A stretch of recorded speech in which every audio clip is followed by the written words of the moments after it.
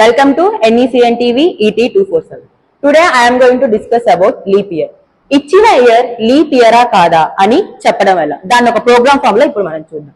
బేసికల్ గా leap year అంటే ఏంటి మనకు తెలుసు. ఒక ఇయర్ కి 365 డేస్ ఉంటాయి. దానికి 1 డేని యాడ్ చేయడమే లీప్ ఇయర్ అంటాం. ఇప్పుడు మనం ఇచ్చే ఇయర్ లీప్ ఇయరా కాదా అని చెప్పడానికి రెండు విధాలుగా చూస్తాం. ఫస్ట్, ఇచ్చే ఇయర్ అనేది 4 తోను 400 తోను డివిజిబుల్ అయినప్పుడు దాని యొక్క రిమైండర్ అనేది 0తో యాక్సెప్ట్ అవ్వాలి.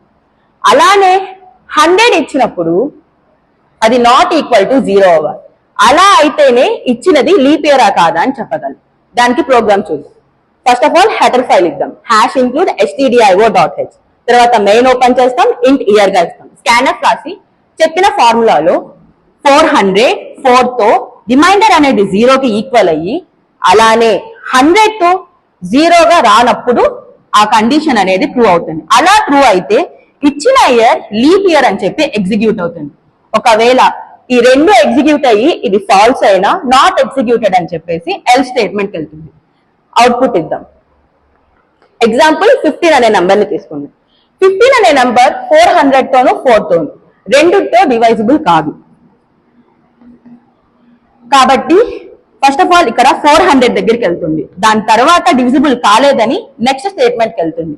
ఇలా రెండో స్టేట్మెంట్ డివిజిబుల్ కానందువల్ల నాట్ లీప్ ఇయర్ అని చెప్పి ఎల్ స్టేట్మెంట్ కి వెళ్ళి ఈ స్టేట్మెంట్ ఎగ్జిక్యూట్ అవుతుంది.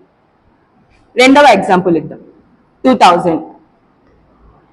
ఈ 2000 అనే ఇయర్ 400 తో ఎగ్జిక్యూట్ అవుతుంది. So true. ఇలా ట్రూ అయిన తర్వాత నెక్స్ట్ స్టేట్మెంట్ కి వెళ్తుంది. 4 దీంతో కూడా ట్రూ అవుతుంది.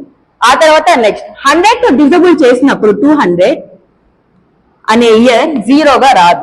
కాబట్టి ఈ స్టేట్మెంట్ అంతా ట్రూ అయినందుకు ఇక్కడ ఇచ్చిన స్టేట్మెంట్ ప్రింట్ఎఫ్ అనేది లీప్ ఇయర్ గా ప్రింట్ అవుతుంది.